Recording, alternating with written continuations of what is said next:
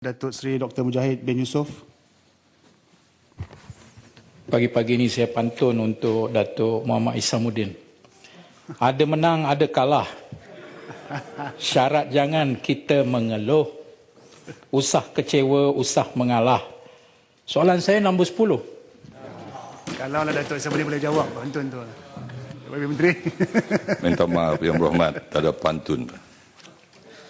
Okey, Yang Berhormat, untuk menjawab Yang Berhormat Senator Datuk Seri Dr. Mujahid. Ekonomi digital telah menyumbang dengan ketara kepada ekonomi Malaysia, iaitu sebanyak 23% kalau ikutkan duit RM 412 bilion daripada jumlah keluaran dalam negara kasar KDNK Malaysia pada tahun 2022. Peningkatan sebanyak 14.7% daripada RM 359 bilion pada tahun sebelum 2021. Negara kini berada di landasan yang baik dan untuk terus meningkatkan dan menunjukkan sasaran ekonomi digital ke bawah rancangan Malaysia ke-12.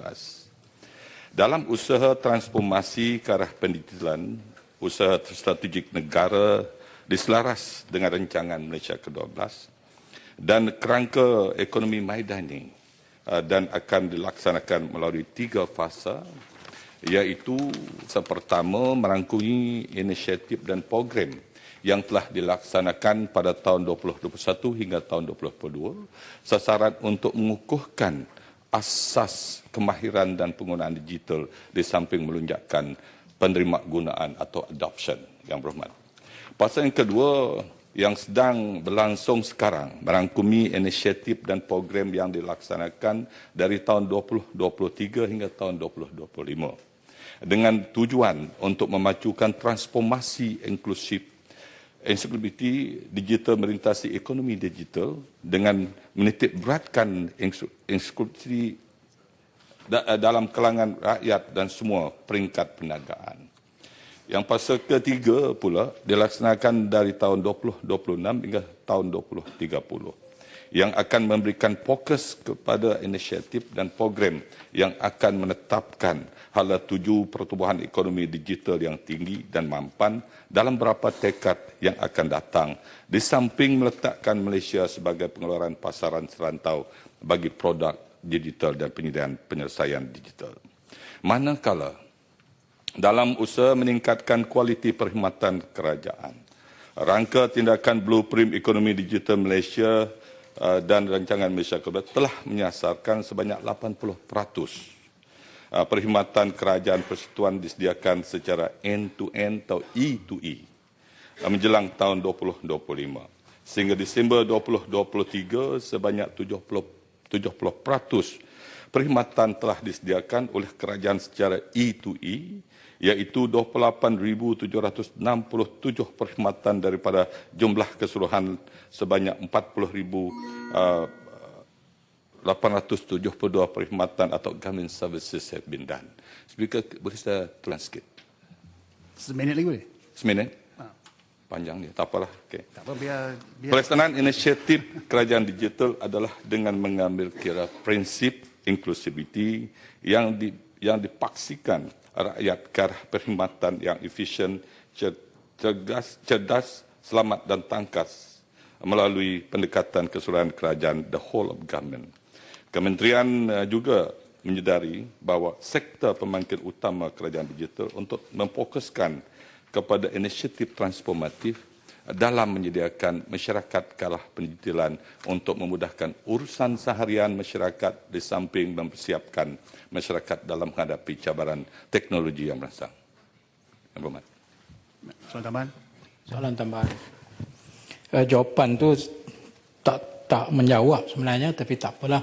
Sebab saya kira apa yang kita maksudkan di sini ialah pencapaian dari 3 sektor pembangunan digital. Tapi tak apa, saya terima jawapan itu. Semua soalan tambahan saya, Tuan Speaker, ialah laporan ekonomi dunia menyebut future job bahawa 50% daripada pekerja memerlukan kemahiran semula manakala 40% daripada kemahiran yang sedia ada akan berubah. Saya pasti salah satu kesannya adalah daripada ekonomi digital ini. Soalan saya, bagaimana kerajaan boleh meningkatkan pegawai-pegawai kerajaan yang sedia ada di sektor kerajaan untuk menampung perkembangan ekonomi kerajaan digital ini dengan kemahiran yang sedia ada. Terima kasih Tuan Speaker. Ibu Menteri. Senator, jawapan tidak di dalam ini. Walaupun saya akan menyerang sedikit dengan hala 7. Hala 7, kadang-kadang hala 7 kerajaan ini. Satu tujuannya, pertama, mengenai masyarakat digital kita yang berhormat.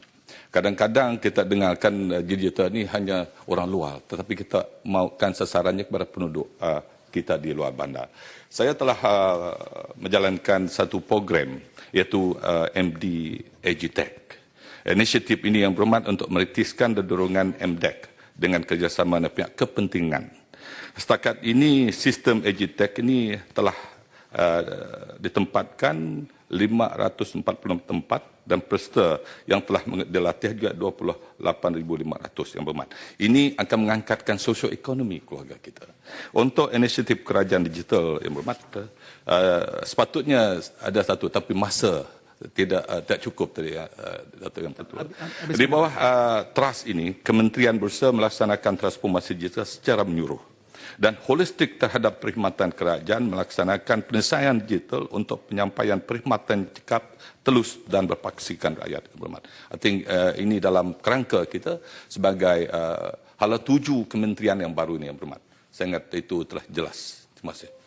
Sekarang saya jemput Senator Tuan Abun Sri Anyit.